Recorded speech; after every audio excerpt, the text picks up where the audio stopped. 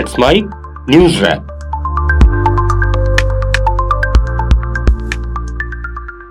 Let's Mike news wrap में अब सुनते हैं आज सारे दिन की अहम खबरें सिर्फ 10 मिनट में।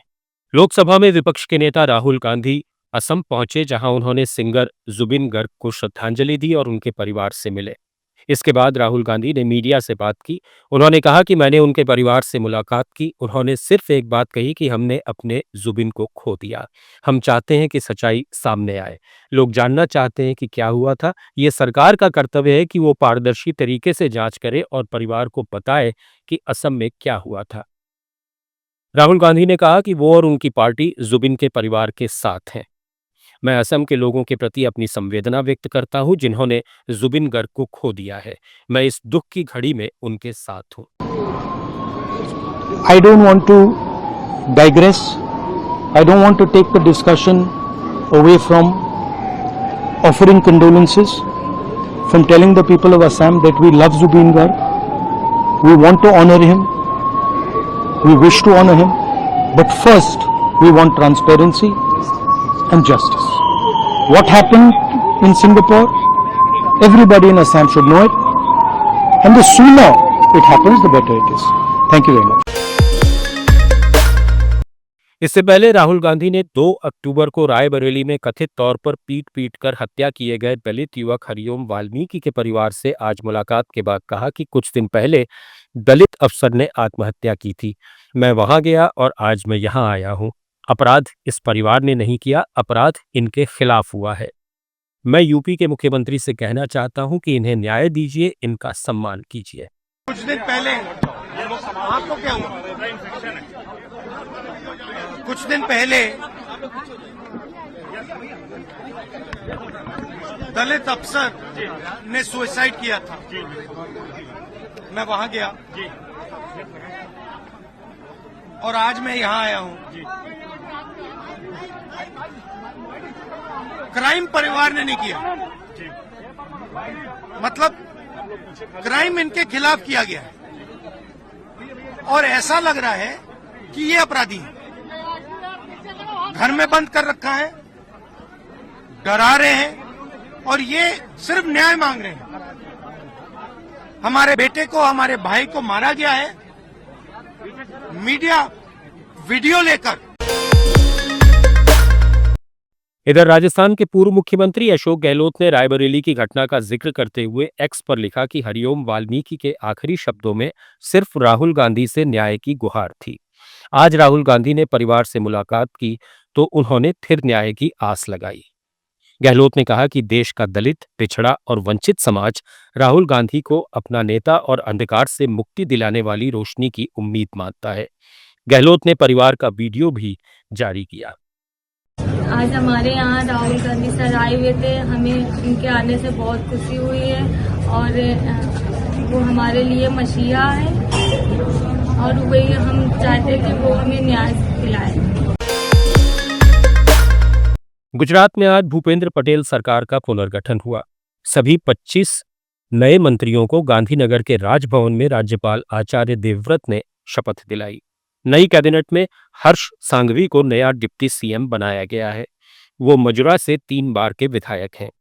सीएम भूपेंद्र पटेल के साथ अब कुल 26 मंत्री हैं, जिनमें क्रिकेटर रविंद्र जडेजा की विधायक पत्नी रिवाबा जडेजा, कनुभाई देसाई, पुरुषोत्तम सोलंकी, नरेश पटेल, दर्शना वाघेला, प्रद्युम्न वाजा, कांतिलाल अमृतिया, मनीषा वाकिल, अर्जुन मोडवादिया, ऋषिकेश पटेल, प्रफुल्ल पंचेरिया, कुंवरजी बावलिया, जीतू वाघाणी, कौशिक डेकारिया, स्वरूप जी ठाकुर, टीकाराम छंगा, जयराम गमित, पीसी बरांदा, रमेश कटारा, ईश्वर सिंह पटेल, प्रवीण माली, रमन भाई सोलंकी, कमलेश पटेल और संजय सिंह महिदा जैसे नाम शामिल हैं। नए मंत्रिमंडल में 6 मंत्री रिपीट हुए हैं। इस बदलाव का मकसद युवाओं, ओबीसी और पाटीदारों को मजबूत करना है, जिसका फायदा विधानसभा चुनाव में मिल सके। मंत्रियों में विभागों के बंटवारे का ऐलान जल्द किया जाएगा। बिहार विधानसभा चुनाव से पहले सीपीआई-एमएल महासचिव दीपांकर भट्टाचार्य ने कहा कि इंडिया गठबंधन में कोई मतभेद नहीं है।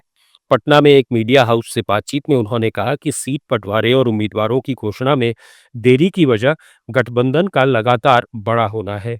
नए दल जुड़ रहे हैं, जिसके लिए चर्चा में समय लग रहा है। उन्होंने दावा किया कि गठबंधन में एकता और साझा रणनीति बरकरार है। केंद्रीय गृह मंत्री अमित शाह 3 दिन के लिए बिहार दौरे पर हैं। उन्होंने आज पटना में मुख्यमंत्री नीतीश कुमार से उनके आवास पर मुलाकात की। दोनों के बीच करीब 15 मिनट तक चुनावी रणनीति पर चर्चा हुई। इसके बाद अमित शाह ने छपरा की रैली में दावा किया कि नीतीश कुमार ने पिछले 20 साल में बिहार को जंगल राज से मुक्त किया है।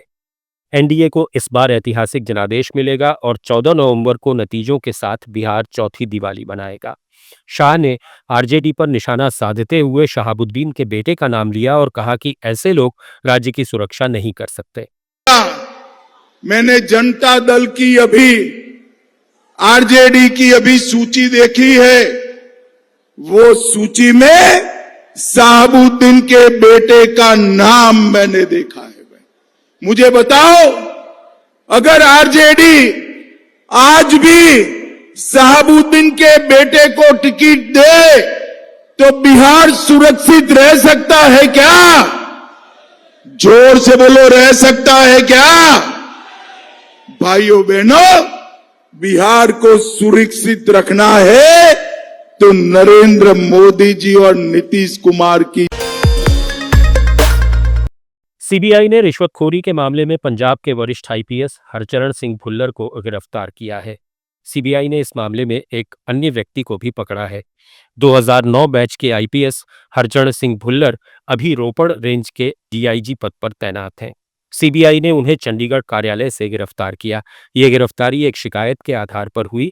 अधिकारी ने कथित तौर पर शिकायतकर्ता के खिलाफ दर्ज एक प्राथमिकी निपटाने के लिए बिचौलिए के माध्यम से रिश्वत की मांग की थी। छत्तीसगढ़ में आज कुल 208 नक्सलियों ने समर्पण कर दिया। अधिकारियों ने बताया कि अबूझमत के अधिकांश इलाके नक्सलियों के प्रभाव से मुक्त हो गए हैं और उत्तरी बस्तर क्षेत्र में दशकों से चला आ रहा नक्सली आतंक समाप्त हो गया है। अधिकारियों के अनुसार आत्मसमर्पण करने वालों में गैर कानूनी सीपीआई मार्क्सवादी संगठन के 110 महिलाएं और 98 पुरुष हैं। इन लोगों ने 193 हथियार भी सौंपे हैं, जिनमें 19 AK-47 राइफल और 17 SLR राइफल शामिल हैं। उप मुख्यमंत्री विजय शर्मा ने कहा कि यह फैसला बस्तर के लोगों की इच्छा के अनुरूप है। बड़ी संख्या में माओवादी सदस्यों ने खुद को पुनर्वासित करने का फैसला किया है। और जिनकी मेहनत, जिनकी परिश्रम, जिनका बलिदान, जिनका योगदान इस महत्वपूर्ण घटनाक्रम में रहा है, तो आज उन्हें भी हम याद करते हैं, अपनी ओर से उन्हें धन्यवाद देते हैं, उन्हें भी अपना आभार व्यक्त करते हैं। ये मौका है उन सभी के पुण्य स्मरण का, जिनके त्याग और बलिदान से जो आज की इबारत गढ़ी जा रही है वो फलीभूत हुई है और इसका परिणाम आपकी आंखों के साथ। रक्षा मंत्री राजनाथ सिंह ने आज हिंदुस्तान एरोनॉटिक्स लिमिटेड की नासिक इकाई में बने पहले तेजस LCA MK-1A लड़ाकू जेट विमान का अनावरण किया। इस मौके पर रक्षा मंत्री ने HTT-40 प्रशिक्षु विमान बनाने वाली इकाई का शुभारंभ भी किया। उन्होंने कहा कि इन विमानों की उड़ान रक्षा क्षेत्र में आत्मनिर्भरता की उड़ान है। सभी रक्षा उपकरणों का निर्माण देश के भीतर करना भारत का संकल्प है। रक्षा मंत्री ने कहा कि वर्ष 2014 से पहले 65 से 70% रक्षा उपकरण आयात किए जाते थे। अब लगभग 65% ऐसे उपकरण घरेलू स्तर पर निर्मित किए जा रहे हैं। पिछले 6 दशकों से भी अधिक समय से एचएएल नासिक ने भारत की डिफेंस मैन्युफैक्चरिंग कैपेबिलिटी को नई ऊंचाइयों तक पहुंचाने में एक स्ट्रांग पिलर की भूमिका निभाई है। जैसा कि मैंने अभी कहा, नासिक भगवान शिव की भूमि है, जो एक तरफ शिवत्व यानी शांति की प्रतीक है, तो दूसरी तरफ यह संहार की भी प्रतीक है। ठीक उसी तरह से नासिक एक तरफ डिफेंस मैन्युफैक्चरिंग यानी निर्माण की प्रतीक है, तो दूसरी तरफ जरूरत पड़ने पर दुश्मनों का संहार करने की क्षमता भी रखती है।